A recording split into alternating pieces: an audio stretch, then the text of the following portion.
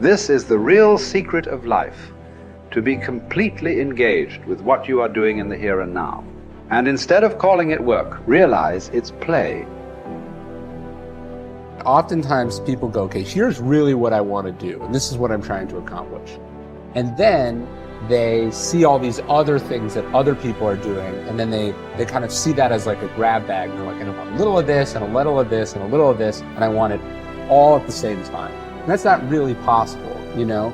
You can't play 5 sports at the same time. You got to pick one, you got to specialize. Maybe you can do 2, but you probably can't do 5, right?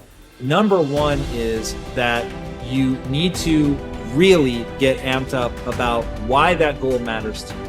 Because once you know why the goal matters, that's going to be that thing that gives you meaning and purpose, that turns into a passion, that allows you to show up and keep doing it when you're bored. What would you like to do? If you don't like what you're doing, and you don't like where you are, and you don't like your relationships, and you don't like X, Y, or Z, what do you want? What do you like? And then you got to be able to add passion to it, to activate that thing and make that dream a reality. And to find that meaning and to develop it, to create meaning in our lives, we have to set an intention and we have to pursue that intention. Start small, know what you want, get out of bed, get after it, set rules for yourself, follow those rules. You have to understand that you're not your own servant, so to speak. You're someone that you have to negotiate with, and you're someone that you want to present the opportunity of having a good life to. And that's hard for people because they don't like themselves very much. Once you discover your purpose, it's your job to live with passion. That's when you're passionate. That's when you're ready to go to that next level. You determine your legacy. It's up to you. Your legacy is in your hands. As long as you can breathe, as long as you can hear, as long as you can see. If you're passionate and driven and focused in what you do, if you're really good at it, people will take notice. That's basically it. So those dreams and goals that some of you have that may seem larger than life, good. That's what I want you to go after. And don't let the fear of the failure, don't let the fear of perfection hold you back. You won't be perfect. You will make mistakes. But I promise you this, you're never going to know if you can sink or if you can swim unless you jump in the water. So continue to fight forward. Continue to believe in yourself. Hold on to the possibilities. Get away from the negativity. Push yourself, believe in yourself, and go as far as you can. I will remember that my choices create my reality. My responses create my outcome. I will speak with compassion. I will stay true to my heart. See, whatever you decide to do, look at it and find out what is it that I have that I could bring to the table that can begin to enable me to ensure that I could be successful in this. Where is the opening for you? There's room for you out here in the arena called life. There's room for you to come out and live your dream. Don't allow but to keep you in the corner or keep you up in the bleachers looking at life, being a spectator, not being a participant, making a difference in life. I believe that all of us came here with something. All of us showed up to give something, and that nobody's going to give that service that you have to give. No one's going to produce your product. No one's going to write your book. No one's going to open your academy. No one's going to begin to create your daycare with a special curriculum to help to cultivate the high self-esteem in our children. That's your idea. And if you don't bring your idea out here, when you die, all of us will suffer because we've been deprived of your genius because you allowed but to keep you in the bleachers and not pursuing your greatness. You take it to your grave with you. And that's what most people do. Now here's the simple formula for setting goals. It goes like this. A, work on your goals. That's step 1. Work on them. And I put the word work there deliberately. Setting goals is plain hard work. I don't want to kid you. We haven't come here tonight to kid each other. It's work. I know it's work. That's why a lot of people just let it slide. It's work. Many people work hard on their job, but they don't work hard on their future. They just let that slide. And the work involved is making plans. I know most people don't. I understand that. But don't let that be you. Guy says, well, yeah, you work where I work. By the time you struggle home, it's late.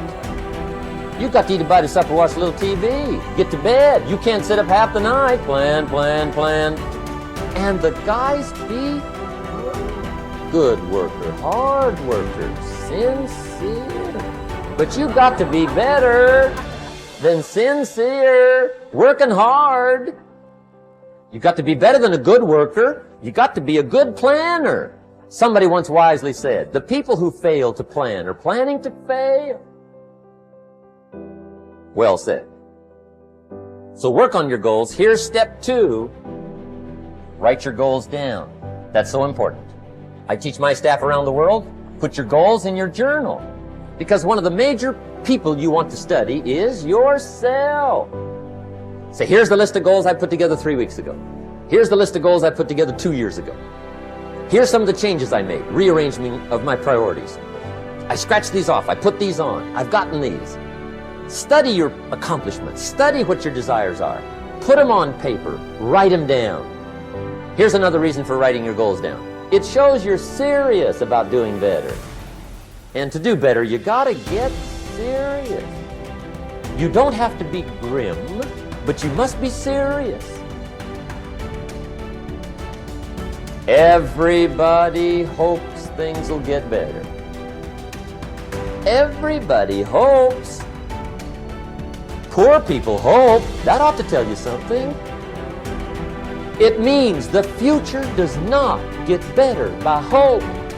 It gets better by plan. In studying warfare and battles over the centuries, I have always been fascinated by the situations where a smaller force defeated a numerically superior force. In every case, what I discovered was that the numerically smaller force was far better organized, more methodical, and more orderly in its plan of attack and execution than was the larger, more disorganized force.